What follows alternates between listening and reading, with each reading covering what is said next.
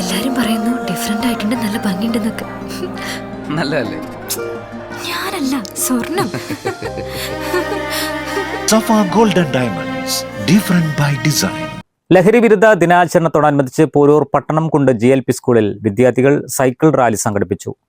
Scout and guides LP വിഭാഗത്തിലെ കബ് യൂണിറ്റിന്റെ ആഭിമുഖ്യത്തിലാണ് റാലി നടത്തിയത്. ഉദ്ഘാടനം കബ് മാസ്റ്റർ S രേവതി നിർവഹിച്ചു.